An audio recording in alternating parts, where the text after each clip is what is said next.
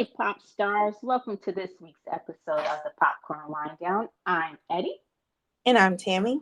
Thank you for joining us. This week's episode is brought to you by Tour Stories Toy Emporium, where they bring all of your favorite childhood toys and stories to life. Want to get lost with Peter and the Lost Boys in Neverland? Adventure around Disneyland with Mickey and the gang? Hang with the cool kids in Barbieland? Explore the world with Dora? Guard the galaxy? Or hang with Clifford? Or just cut up in South Park? Whatever it is, Toy Stories can put you smack dab in the middle of your favorite Toy Story. For real. No BR. For more info, check them out at toystories.imagine. So, Tammy, did you have a favorite toy or story from childhood? Um,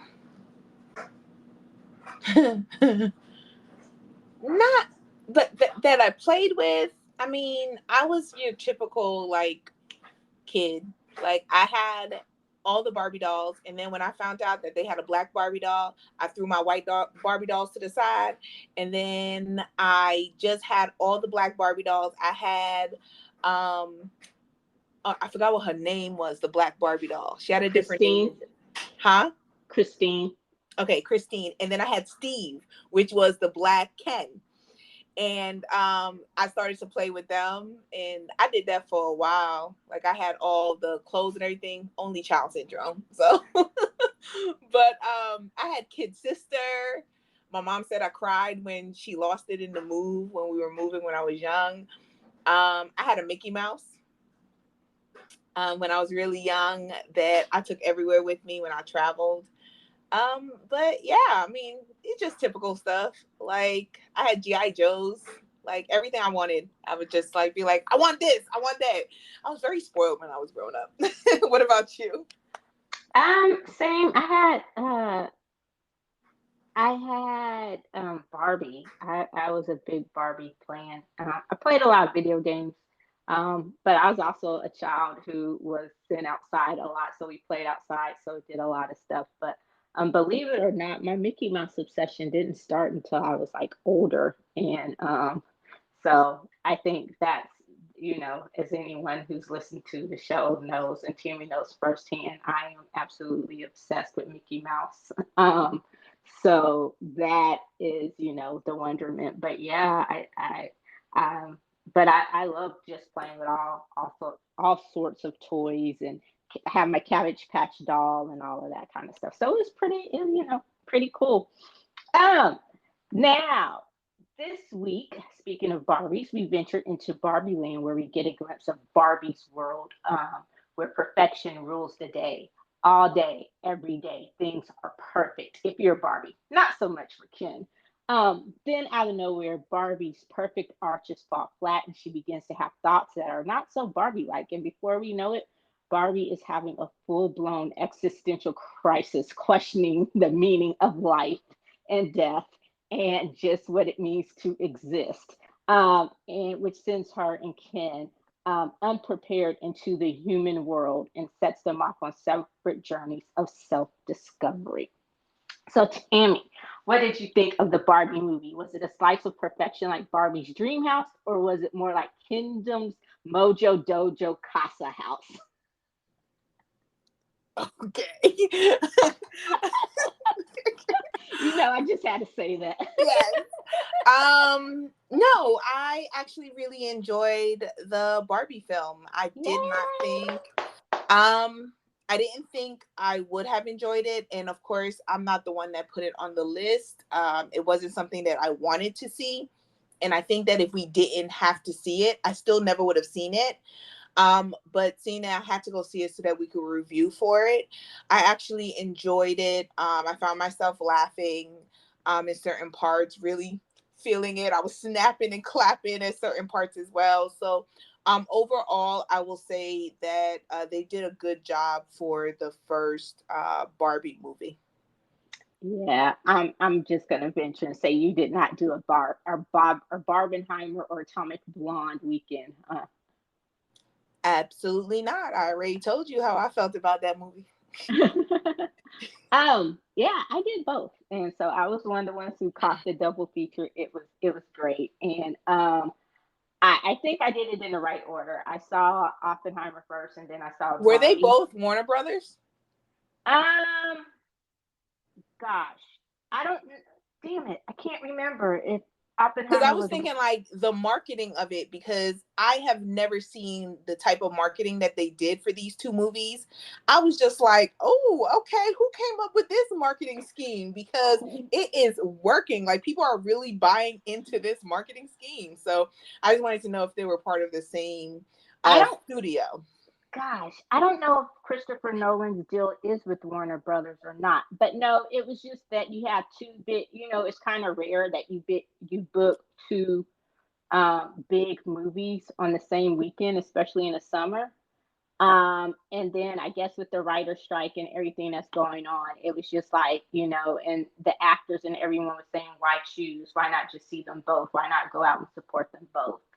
So I think it was, and it really was a stroke of genius. And they really are two very good movies, just about different things. And I enjoyed them both more than I thought I would. And so I'm going to pivot and talk about the one that we actually are here to talk about. But Barbie, yeah, I wanted to see it. And I think I told you from 2 years ago when we first heard about this movie, I was all in. And then I at first, and I was all in for the camp of it all. I was just like, okay, it's going to be whatever. It's just one of those movies when you first heard about it, you were like, I don't know what it is, but it's going to be something silly. And I was like, okay, why not, right? And then you see Ryan Gosling as Ken, and I remember a while back we had a discussion about it, and I was like, okay, how is this gonna work? Because it's Ryan Gosling. And then seeing the first still or picture of him as Ken, I was like, it's working. It works. And then actually to this point where you see the movie, I was like, okay. And I'm with you. I was surprised at how much heart it had. There were moments where it was laugh out loud funny, and then there are just these really poignant moments that tug at the heartstrings, and that just made you like, I'm with you. There were moments where I'm like, yes, I'm like, yeah, you know, and I was really like, and I guess it had something to do with both movies. I have not seen the movie theater that packed in a long, long time. And I think it goes to the fact that if you put out good quality movies, people will still go. But people get tired, of spending their money seeing the same thing over and over. So I hope this teaches the studios that you don't need to do the algorithm. You just need to listen to people and make movies that people want to see. Um, you know. So, but yeah, I really really enjoyed it. I know it's the Barbie movie, but Ryan Gosling was amazing as Ken. And it kind of reminded me of Jason Momoa's performance in Fast and the Furious. He understood the assignment and he didn't take himself too seriously, but he was really good as Ken. Did you like him as Ken? Acting wise, I did. Acting wise, I think he fit the role very, very well. Yeah. So, I just thought like, yeah, his character was a total tool. Like Ken was so, but it fit. It really did fit. But he was just like, yeah. Um, and I loved how they kind of weaved in the true story of like how Barbie was created and why she was created. Like that whole scene at the beginning where they were talking about the girls just playing with all the dolls up until a certain point had just been babies, and they basically put the little girl in the position of a mother, and that was it, a mother housewife, that was all, and this was in the 50s. And then the woman whose husband ran Mattel at the time, her daughter didn't like playing with those kinds of dolls, so she set out on a mission to find a doll that was a career woman that could be anything, that had a life, that showed that you could be more than just a wife and a mother. And so eventually she came up with the idea of Barbie. So that was really cool. And I loved Helen Mirren as the narrator. She was funny. Of course, Helen Mirren can do no wrong. So, but that was really, really cool way to incorporate Is her. she a dame yet? Yeah, she is Okay. Dame Helen Mirren.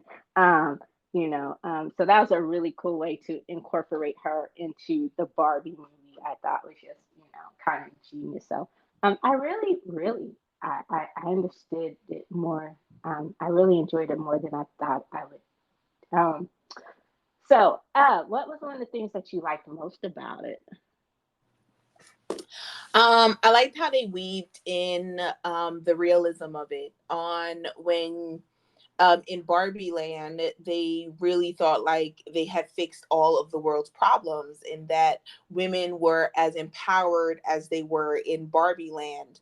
And then she gets to the real world and she's just like, they're all staring at me, but it's like creepy stares. It's not like a hey Barbie, how it was in Barbie Land where, women were top tier. And then she gets to the real world and the derogatory things that they were saying to her and the sexist things and how she was treated and all of that was just like, whoa. So I really like that. I like the feminist undertones of it.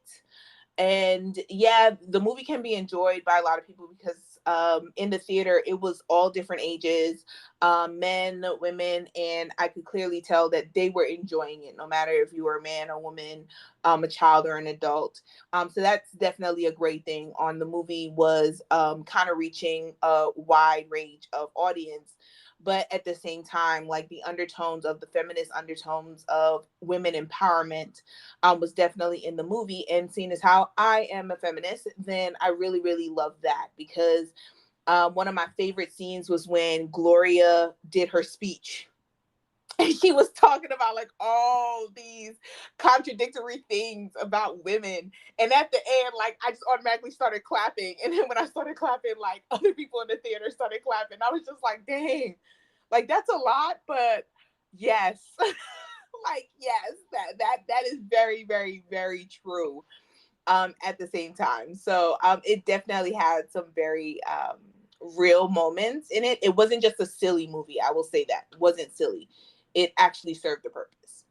Yeah, I agree with you. I put down America Ferrera's scene, Miss Gloria, when she gives her speech was spot on. Like just the like you said, the double-edged sword of being a woman. I'm not going to say hypocrisy, but just the double standard that comes with being a woman. Be pretty, but not too pretty. Like women, but don't like other women. Um, you know, be female centered, but not too female centered. Dress for you, but no, you also got to worry about how men will feel about what you dress. And there's been a lot of that in the news lately. So it was everything. That her speech was everything. I'm like, go off, say more, like you could just do a whole monologue about that. But yeah, it was one of those moments where with you women, you heard women like, yeah, just going, like we get it. And the men were just like, I think this is a time where we should just shut up. But and it was like I was sitting next to a dad. His family was sitting in front, and so they ran out of seats together, and he had the seat next to me. And he came in, and before the credits even start rolling, like during the previews, he was asleep. And I'm like, oh God, please tell me this man. And he was a snorer. And I'm like, please tell me this man is not going to be snoring throughout the whole movie. And at one point, I think it was the first laugh or something during the movie, he woke up, and then after that, he was fully engrossed in the movie. Like he did not fall back to sleep. I was like, oh, you just came because it was like his wife and I think his daughter and some of his daughter's friends or cousins or whatever. So he was literally the odd man. And I was like, oh, you're doing this for dad points. But then it goes back to what you're saying about it being interesting for everyone because after his first initial slumber, he was fully into the movie, laughing and stuff like that. So I thought, okay, and I thought that was really cool. And like you said, there were all people, all ages, everything there, and all their Barbie pink and their Barbie get up, and it was a moment. It was just really cute to see. It was really good to see that, and I too love the feminist overtones of the movie, undertones, overtones, whatever you want to call it. I also understood. It kind of made you think. I understood the whole conservative cry to cancel it, because the movie had everything in it that they hated. Equality, diversity, inclusion, all of that was in this movie. And and the one thing I didn't get though is Ted Cruz going on about his Chinese communist propaganda map, and I'm like, dude, once you actually see the map, you're like, you are stupid. But it's Ted Cruz and no one likes him, so but I'm like, he's literally still the worst. And I'm like, how can you boycott Barbie over something so fucking stupid? But leave it to them to find a way and to make a toy, in a movie about a fucking toy, to make it political. So yeah. What did you think about Ken's patriarchy? Speaking of the feminist. What do you mean? Like when he came back to Barbieland? Yes. Once again, it goes into the undertones of feminism. On it's I hate the fact that they kind of show it like there's no middle ground, really. Mm-hmm. It's either one or the other. When there is middle ground, and that's what we ultimately fight for, is for middle ground. It's not necessarily taking rights away from men. It's just making sure that we have the rights that we deserve, that men have always enjoyed since the start of time, kind of thing. So I hated how like it had to go completely to the other side. And then when they were fighting the men, they just put it back the way it was. Like, it was a great speech that Barbie had with Ken on making him feel better about himself. But at the end of the day, it's Barbie land. So I thought it was like stupid funny on how, in my head, on the stereotypes of men, on how it fit. And I was just like, ooh, I feel bad that like I'm not in my head to this, like, yeah, that's it. Yeah, that's it. Like that's it right there. Like the whole serving them and wearing the maids outfits and being, what is it, the male gaze Yeah. kind of thing. All of that, like they just took the worst of patriarchy. I say that like there's great things about it, but but they just took like the absolute worst of patriarchy, and that's what they showed for Ken Dome Land or Ken Land or how, whatever he was naming it at the time. It was like there was no middle ground. It's not like Ken went back and was like, "Ooh, middle ground," but it's because of his insecurity, like because he never had a place in Barbie's like world, that he was able to fall into the trap of patriarchy, if that makes sense. Yeah, because it was amazing, like Barbie, and it kind of goes like they were both searching for that same thing, a place where they truly belonged, that belonging. They were both were vulnerable and insecure, just in different ways. And so the thing that Ken comes here and gets, I guess, is that he adopts the thing that he takes away from his half a day in California land is patriarchy and toxic masculinity. And I died laughing when he was trying to find out, when he was trying to figure out. He's like, "Oh, I'm a man. Okay, so let me go here and make." And he was on that quote unquote job interview or whatever, and he went and told that dude, "I want this job. I want to do this, this, and this, and I want to make this much money." And the guy was like, "Well, you need like an MBA and a PhD or something." He's like, "Huh? But I'm a man. I'm a man." And then he wanted to go. He went to the hospital and tried to just be a doctor and operate. Let me do something small like remove an appendix. And he's like, "I need to speak to a doctor." She's like, "You are speaking to a doctor." Then he sees like who's a male nurse or an orderly. He goes, "Ah, that's who I need." And I was just like, "Oh my gosh." And then he went to the beach and he couldn't even beach. He couldn't even be a lifeguard.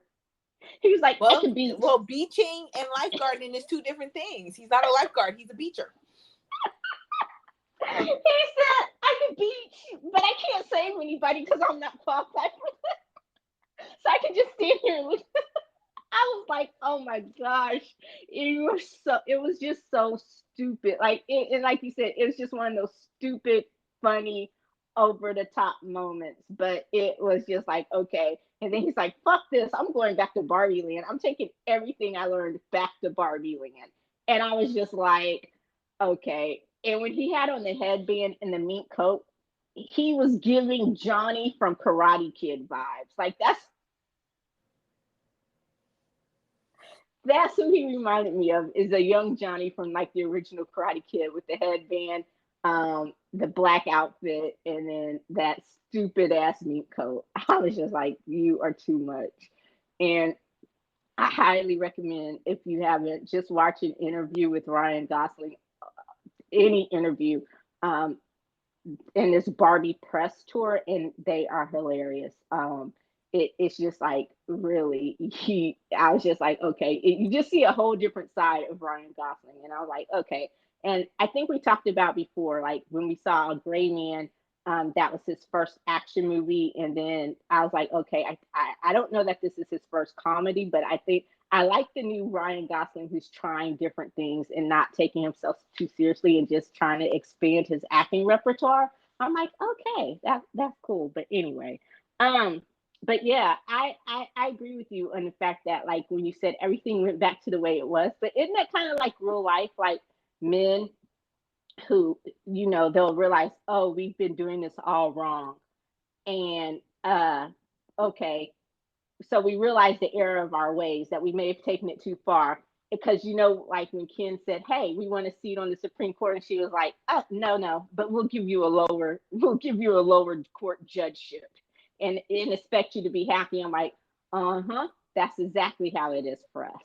And I was just like, yeah. So it did hit home in some ways, like you said, what they thought was a middle ground, it taking the scraps that are better, than nothing, taking those baby steps of progression. But so I was just like, yeah, I thought it did a great job of just showing like all of those things. Did you like the little girl, the daughter? Typical teenager.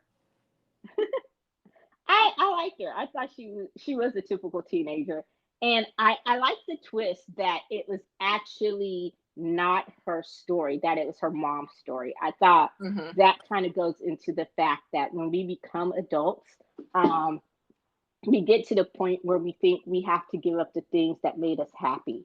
We have to stop having fun and all of a sudden just become these mature, serious people who, and I think that's one of the biggest misconceptions. And I, and something I've realized, and I'm not saying it just because they have kids and I don't, but I see that with a lot of people. Like once you get married and once you have kids, especially, it's like you stop having fun. And I'm like, damn, is that something I want? And I get Or it as you we, fall into the trap of the stereotype. Like it's not yes, necessarily like you stop having fun. It's just like, oh well, I'm not supposed to have fun because my whole world, my whole life, my whole being is supposed to surround my husband, it's supposed to surround my kids.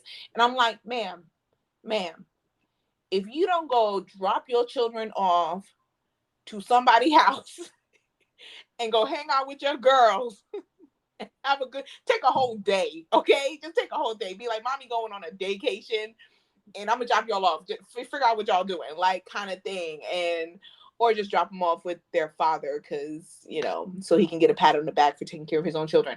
But I'm babysitting my kids, motherfucker. How the hell do you babysit your own damn kids? But yeah. that's a whole different conversation. Yeah, but yeah, so I do agree with you on that. I do see that, and I appreciate like some of my older friends who have kids, but once their kids get to high school, it's like their whole perspective changes. And so now they're just like, all right, so where we going, what we doing, like we going on vacation, like, and I'm just like, oh, and they're like, I can leave them at home now. Like that's all I was waiting for them to get to the age where I could leave them at home by themselves and they're gonna survive. Is ride or die right now. But so yes, I do agree with you that it kind of like changes, not necessarily on not having fun, but more them trying to follow the stereotypical fun that they're supposed to have now that they're a mom and a wife. Yeah. And for those of you don't misunderstand, I'm not talking about doing the same shit you did in college or high school. That's not I understand our ideas and our definition of fun because some of the shit I did in high school, college, you couldn't catch me to do that. You could probably not pay me to do some of that dumb shit today, but that's just part of growing up, you know. So I'm not one of those people who thinks that, oh, you know, you're still doing the same shit at 30 plus that you were doing that in your teens and your 20s and all that kind of stuff. I get it. It's just like, you know, so I just love that sense, that the idea that, you know, she still secretly wanted to play with the Barbies and dress them up and draw clothes and have ideas for them. Aside from just her working at the toy company, I love the fact that it was her story, and that twist. And I think sometimes, and even as single women, as we get older and we mature and we start taking on jobs and life starts lifing, we forget about those things. We forget about that wonderment, you know. And I think that's part of it is my why I love Mickey Mouse so much is because it taps into my inner kid. You know, I've gone back to um, I'm starting to collect Legos and build Lego sets now, and I want to read slowly but surely getting into building back up a Barbie collection. Not necessarily because I want to take them out and play with them, but because that was one of the things. Like I had all of the Barbie stuff, the dream house, the cars, set all the you know. And it's just something that if I ever had kids or whatever, I could pass on, or just something that I would like, you know. I am one of those people who believes that you should always be in touch with your inner child and not forget that, you know, because I think that's where our sense of adventure still comes from, that connection, with our inner child. So, you know, that's just my take. But that was one of the twists that I really did love. And I loved America Ferrera as Gloria. I thought she was, a good cast. And then I also thought it kind of reminded me like of the character, that she played, Ugly Betty, and I'm like, huh.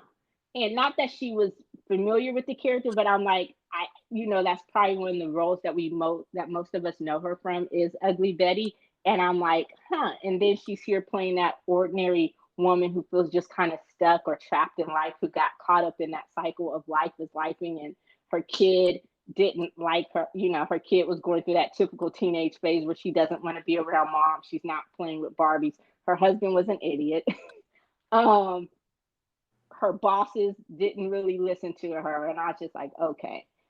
So yeah, I really like that part. What did you think about the board being all men at Mattel? Talking Once about, once again, I actually was not surprised. I did not think that there would be women in there.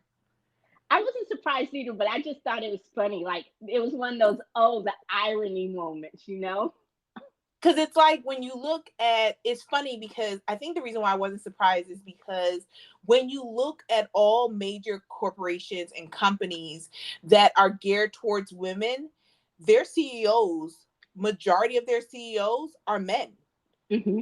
Majority of their CEOs are men. So when you see the board, I was just like, oh, that tracks because that's what I know. Like when I used to work at a clothing company, won't say which one, but when I used to work at a clothing company geared towards women, they only sold women's clothing. Their CEO was a man. And so, and then everybody under him was women, but the CEO was a man. So I say that tracks on a company that is really built around Barbie, even though they have more than just Barbie. But their biggest franchise or their biggest seller is Barbie. I'm not surprised that it's run by a man. Yeah, and when the back to the original story, when the wife, I can't remember if her real name was Handler or not. I know her daughter's name was Barbara. Ken was actually her brother. His name was Kenneth, and so that's when she came up with the idea of the Ken doll after Barbie took off. But her biggest her biggest obstacle was first she had to sell her husband on the idea, and her husband really wasn't all in on the idea. It was just at this point, happy wife, happy life. So he took it to his board, and he was it was one of those half-ass presentations, and the board really didn't get it, and she didn't give up because the first time she was shot down, and then she found the prototype of the doll she was looking for in Germany, and she brought several of them, and one of them she actually brought home and she bought for her daughter to play with. Then the others she bought to kind of use as her prototype to go and present, and she went back and represented her ideas to the board. And of course, at the time in the 50s, obviously they were all men, and they I kind of when America Ferrera, when her character Gloria was talking to the CEO, and she was like, we need just an ordinary Barbie, just someone who's just just ordinary, just struggling with the everyday life, who's vulnerable, who doesn't look like a supermodel, blah blah blah. And the CEO was like, that's a horrible idea. And then the guy on the iPad's like, that actually will sell, that's going to make money. He goes, that's a great idea. And I was like, okay, they didn't have that in the 50s, but I was like, she must have given a hell of a presentation for them to actually say, okay, this is going to sell. So I thought that was, I just kind of made that I will assumption or say, that connection. I agreed with the CEO when he said that was a dumb idea, but yeah. Because it kind of makes you think of all the Barbies that didn't take. And some of the ones that they mentioned in the movie were actually real. And I'm like, oh God, that's just a horrible idea. Why are you going to give a Barbie inflatable boobs? Or the pregnant Barbie. And I'm like, Pregnant Barbie. you might be doing a little too much. So Midge. Mm-hmm. yeah, but it was cool. And then I loved Alan. Alan was hilarious. Like when Alan got out that car and kicked ass, and they're like, "Y'all want some more?" And I'm like, Alan's letting out all his frustration. Over being the only Alan. Alan He's was like, not a Ken. "Look here, Ken. You think you're overlooked and ignored? Try being an Alan." I was just like, "Oh my gosh!" So yeah, it was good. Did you have any other favorite scenes or moments? um, Not really. I just, like I said, I just really enjoyed the movie. I would suggest it to others to go see the movie. There were little things here and there that I was just like, I'm not feeling it. I'm not, I'm not feeling. Like I will say, while I said that Ryan Gosling, his acting was right on par with Ken, I will continue to give my opinion that I've had since the very, very beginning, from when they first casted him, that I find him to be really, really cute, but he is not stereotypical Ken. He does not have a Ken look. And I saw it even more in the movie. Like, not to say he's an ugly dude, because he's not, but he doesn't have that Ken look to him. And the hair was horrible. And I get what they were trying to do with it. It's supposed to be horrible. Like, it's not supposed to match him perfectly and everything like that. Like, he's supposed to look ridiculous. I get that, but his strong features just did not work for me with that. His acting did, but he's not the image of Ken, of the Ken that we know. But I thought Margot Robbie was perfectly casted as Barbie. Stereotypical Barbie, perfect casting. When Helen Mirren was talking about like the looks, and just talking about like how she's not beautiful anymore, and she was like, yeah, this is not a conversation you want to have if you've casted Margot Robbie in the role of Barbie. And I was just like, very true. Very, very true, because she's a very good looking woman. But yeah, but other than that, like, I just like the different roles that they had in Barbieland, even though it went to the extreme. It was completely perfect. I still loved seeing like all of the different Barbies that have come out. I've had a lot of them as well, so it was very entertaining to see all of these Barbies, and the fact of that they were all named Barbie. Yes. I was like, hey Barbie, how are you, Barbie? Great, Barbie. I'm like, okay. But yeah, I love Lisa as the President Barbie. And at the end when she goes, look here, mother B, And she was like, and what she say, and we sanitize those houses. Mhm.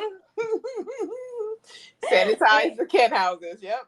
and then when she goes, oh, when they were at the construction scene, and she goes, we don't have genitals. And Ken was like, speak for yourself. I got all the genitals.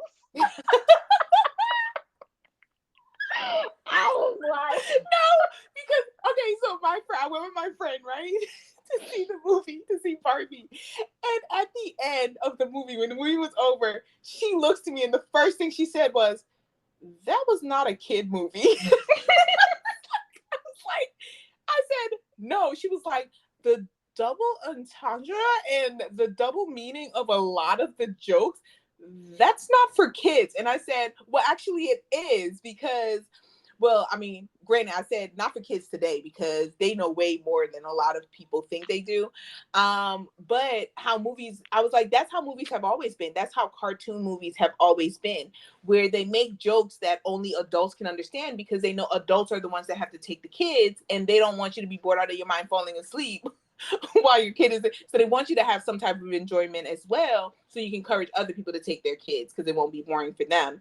And so I was just like, the jokes, we got the jokes because we're adults, so we knew exactly what when Barbie said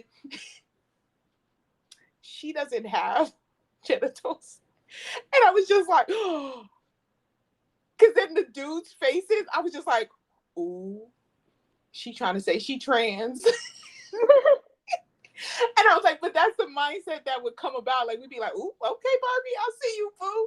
But like, we knew it was just because it's nothing there.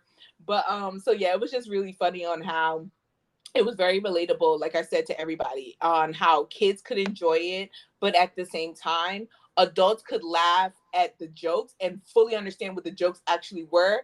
And then kids would laugh at the jokes, but they would laugh at the silly way the jokes came off, while adults were laughing at the actual words because we understood exactly what the joke was.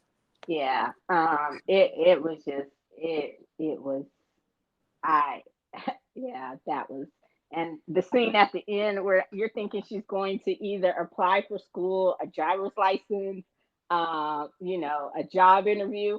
I'm here to see my gynecologist. And I'm like, Yeah. I said, yeah, Barbie, go ahead, girl. Get I'm up on like, those stirrups. yeah, I was like, you will not have that same look of joy once you actually figure out what the fuck it is you're doing. She probably would. She probably would because she never had anybody looking at her hoo ha. She probably Girl. would. She want to make sure her hoo ha look like everybody else's hoo ha. And then all the times Kim was trying to kiss her because we're boyfriends. Like, can I spend the night? She's like, why? He goes, I don't know. I just really want to see. And I'm like, okay. Like, that was just so funny. Like, Kim was just, if she would have ever said she was in love with him, it would have been over. But yeah, I agree with you. She was perfectly cast as Barbie. I still say Ryan Gosling was perfectly cast, and I saw an interview with her, Greta Gerwig, and she knew who she wanted from the beginning, so she wrote them in as like Barbie Issa. They Ryan Gosling was the person they wanted to play Ken from the very beginning. So she and Margot went to convince Ryan Gosling that he was the perfect Ken. And I love Simu Limu as the other Ken, like his rival. Yeah. When they have to beach off, that shit was funny. I was like, this is ridiculous. That was one of those just ridiculous moments. And I'm like, okay, It it's worked. fight. It did. It's like, okay, you're fighting with all the Barbie toys, and then in the middle of a moment, it cuts to like a grease scene where they have a dance off, and I'm just like, this is so utterly ridiculous, but it's funny and it works. And then Ryan Gosling hitting back to his Mickey Mouse Club or Mickey Mouse Clubhouse days or whatever, um, where he had to pull out his dance moves and his singing. So that was actually him singing Matchbox 20. And that was him singing I Am a Ken. That was actually his voice. So I was just like, okay. But yeah, I was just like, wow, this is hilarious. Oh, all right. Well, I'm glad that you enjoyed it.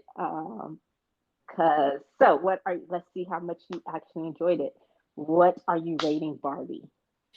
I'm gonna give Barbie for popcorns, I did really, really enjoy it. I thought it was a great movie. I hear that they want to actually make it a franchise. They really want to make multiple franchises off of Mattel. That's the reason why they have Mattel Studios now.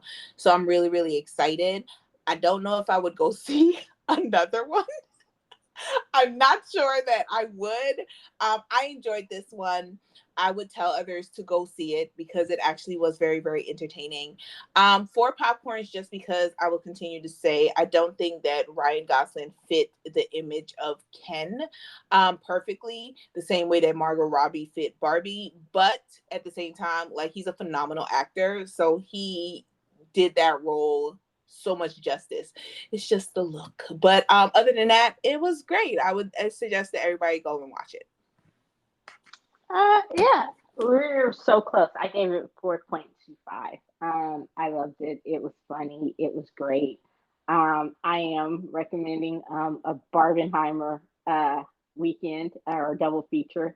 Uh, that's a different movie. I might quick pop that one or something. But just on its own, Barbie is worth seeing. I enjoyed it. As someone who wants to see it from the very beginning, I thought it was just going to be a fluff, silly, just whatever, just random ridiculousness. And I was truly, truly, once again, surprised at how entertaining it was, how much heart it had in it. It actually told a story in the messaging behind the movie. Hats off to Greta Gerwig, the director and co-writer of the movie. She did the damn thing. Ryan Gosling, I happen to think was a perfect Ken. He definitely had the Ken abs. You cannot deny he had the Ken abs. But and Margot Robbie was amazing. I think all the other Barbies were perfectly cast, and she just did. They did a great job of casting the movie. You know, one Even thing. Did Go you ahead. notice there was no Asian American Barbies? There were no Asian Barbies. I thought there was one. Mm-mm. I did not notice that. I thought there was one. Huh. There was one I think may have been Indian, but that was the closest they got. Huh. It's All just an right. interesting thing that I noticed. I thought there was one. I mean, I know she didn't have a big role or part, but I have to check that out next time I watch it. It definitely it's also going in the collection. So most movies I see go into the collection. But yeah, so check it out, enjoy it, laugh at it, take notes. Um, and I guess that will do it for this episode of the Popcorn Wind Down. Be sure to listen, like, follow, and comment on anywhere you listen to your podcast. You can also keep up to date on the latest entertainment pop culture news. So as other amazing kernels of pop culture goodness at the Popcorn Wind Down. That's it. That's the plug. Popular pop, pop, pop, Pop, pop, pop. pop. Thank you as always, and be sure to join us next week when we review. I'm looking forward to this one. Primo, currently streaming on Freebie slash Amazon Prime. And I can't wait to discuss that with you. So until then, I'm Eddie. And I'm Tammy. Bye. Peace.